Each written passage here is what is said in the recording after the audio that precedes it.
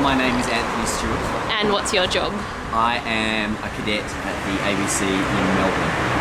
And what kind of training did you do to kind of get that position? I completed a graduate diploma in broadcasting at the WA Academy of Performing Arts. I've also got a history degree, and then I've had some training subsequent to getting the job with the ABC. And what was that training? It's mainly on the presentation and writing print news, and in a couple of months I'll do some more training on which will be the same.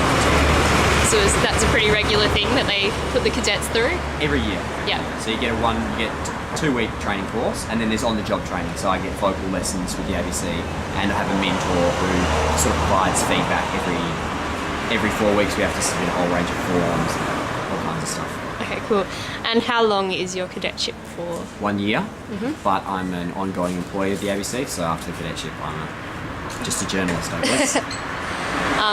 So will you be staying, like, that make you stationed in Melbourne for entirety? Some cadets are stationed in Melbourne. You generally have to do like a little bit of purgatory, so most people go to a regional office, so one of the larger newsrooms that the ABC has throughout Victoria. Okay, so I'll probably go to Sale, which is in Gippsland. Okay. And in a regular kind of day, what type of thing would you do at the ABC? Regular day? Yeah. Is there regular day? What's your day-to-day kind of schedule? I guess it depends on what sort of day it is. I sort of generally start, at the moment I'm doing morning shifts, so I get up around, on weekends, on Saturdays I get up around 4:30 in the morning, and I head into work. The first sort of thing we try to do is we go through the papers just to see what they're covering, because I hate to say it, the news, particularly radio news and TV news, is very responsive to what anyone else is saying. So if someone else has a story, we generally copy it a little bit. Then throughout the day, I'm assigned stories by the chief of staff, and they will say, go out to a job, record an interview. I come back into the office, I'll write what we call copy grab stories, which is like, I'll write 4 paragraphs and then file a grab. And then if the story's big enough, I'll do a voice rap, or if it's big enough and I'm at the scene, I might do a voice report over the phones, just sort of explaining what's being seen, or what's going on, or what's just happened. But then back in the studio, I'll either do a voice rap or a voice report. So one is where you just read, like I'll summarise the story, you hear it like the newsreader will go, Anthony Stewart reports, and then it'll be like, 30 people were killed in a bus crash, blah, blah, blah, blah.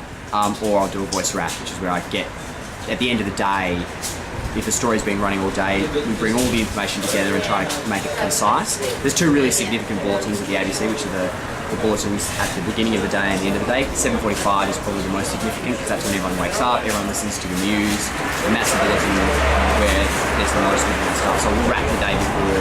So on the weekend, yesterday, on Saturday, I covered the Isle of Wight fire. And so during the day I filed 12 versions of the story.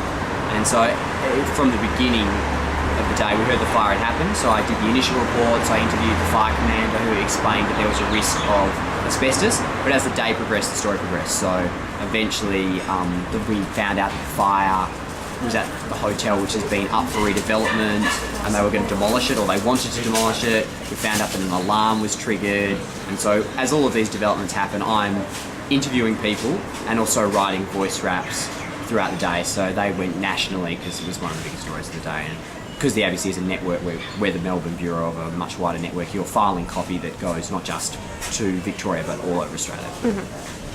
Okay, so in the cadet program, how many people were accepted for this year? There's 9. 9? This year. And is that the standard number for each intake, or? It could vary. It sort of depends. I guess it depends on what they think the standard is. In some years there's been up to 13, which means that Brisbane, Melbourne and Sydney both have 2 cadets, and actually Newcastle's had a cadet 1 year.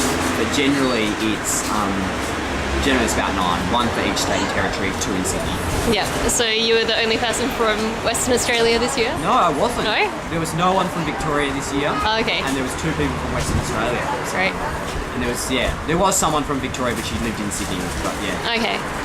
So is it a fairly competitive process to get into? Probably one of the hardest jobs to get out of university in Australia. So what was the kind of application process like to get in? It's long.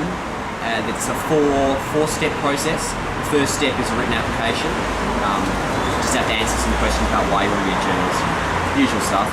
Then there's a test, which has 3 components: general knowledge, writing skills, and news analysis. You have to get 75% to get through to the next round. Then there's a screen test and kind of a mini interview. So you go and sit in front of a camera and they make you read lines and they listen to your voice.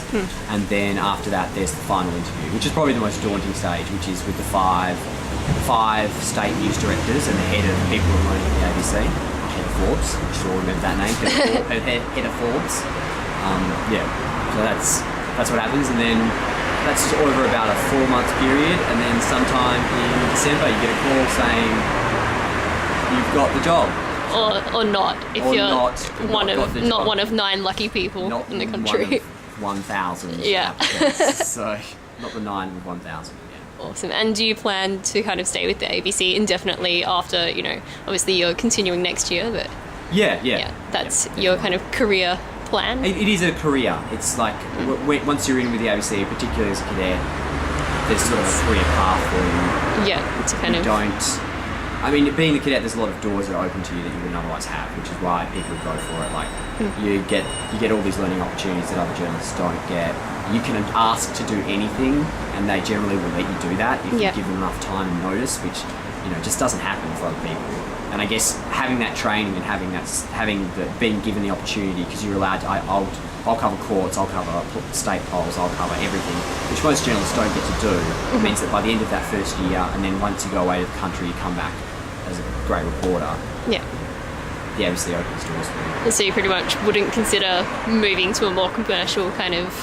I don't think I would fit with the commercial mentality. Yeah. There's a different style of news, and I like that. I'm not saying that I wouldn't, but it would have to be...